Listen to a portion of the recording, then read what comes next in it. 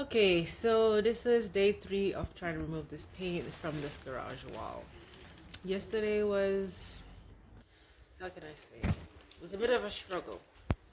This is able to take off with the power washer. And that's with a 2700 power washer.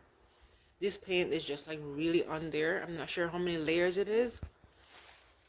And I'm not sure what type of paint it is. I think it's like a waterproofing paint. So it's almost like somewhat of like an oil paint type of consistency. So it's just like really stubborn and just does not want to come off even with the power washer. So this morning I had to go to my closest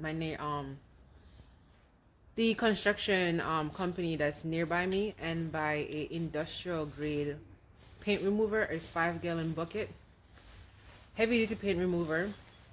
So I'm gonna see if I am applying the heavy duty paint remover, letting it sit for at least 3-4 hours before I go back in and try to power wash it off, because yesterday it was really like hard trying to get it off. And I realized because I have to be using the power washer so close to it just to try and remove the paint off of it, I was getting specks of the wall coming off on me. So it was in my hair, on my face, getting in my eye. I'm like, this is not good because this is gonna be like really gouging out at the wall. So that's why I decided to get the heavy duty paint remover to see how well that does.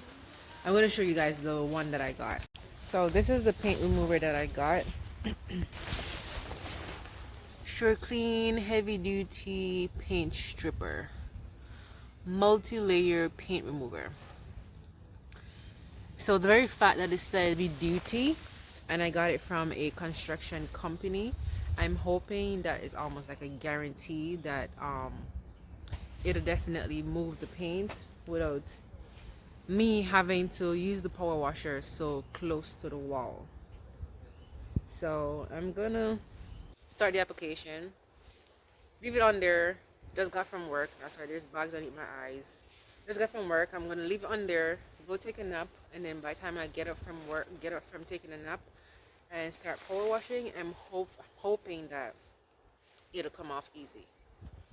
I also put up the wall because, like I was saying, the temperature is too low for majority of these chemicals that I'm using. So I put up this plastic wall hoping to create my own little environment inside. I'm gonna get a space heater as needed, if it's needed, if the temperature drops too low. But for right now, I can feel a major difference between the temperature out here and the temperature in there. I'll say so about I think 2 weeks later. 2 weeks later, I'm officially finished power washing, pressure washing the garage. As you can see, there's still a lot of red there, and honestly, I'm not gonna be bothered about it. I've been on it for weeks now, trying to get as much off as I possibly could. I've pressure washed it 3 times. I've put on industrial grade paint remover 3 times, and this is the end result. That's it. I can't go no further. I can't keep spending so much more time and energy trying to get it any clearer. But I can say that this side of the wall, they put on application thicker than on that side of the wall. As you can see on this side of the wall, it's pretty much straight concrete, clear, barely any red, just in the joints. And the joints, I don't really want to touch the joints because I don't want the joints are so fragile. Versus here, it's still so much red. But it's work time. I gotta get it done. So today, me and my dad are about to come and put on the concrete slurry to waterproof the wall. And this is the slurry that I'm using. Zypex Concentrate Concrete Waterproofing by Crystallization. So how it works is by you create a slurry. You can do slurry or dry pack. So where there's a little bit of imperfection and stuff, I'm gonna use a dry pack. Chisel it out, use a dry pack, stuff it in. Everywhere else, I'm going to use the slurry method. use the slurry method with the masonry brush, and you brush it on.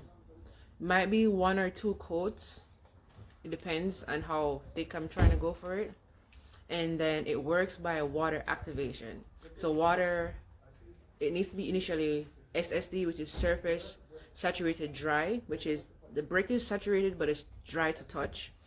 And then you apply the coat, and you use water to activate the crystalline method that's in the formulation. And you got to keep doing that, misting it ever so often for about 3 days for it to cure. And then everything will be completely just one like cement look. But it says it's supposed to strengthen the structure of the blocks themselves because of the crystalline that's supposed to grow into it. And then it's supposed to also patch the holes and waterproof. So yeah.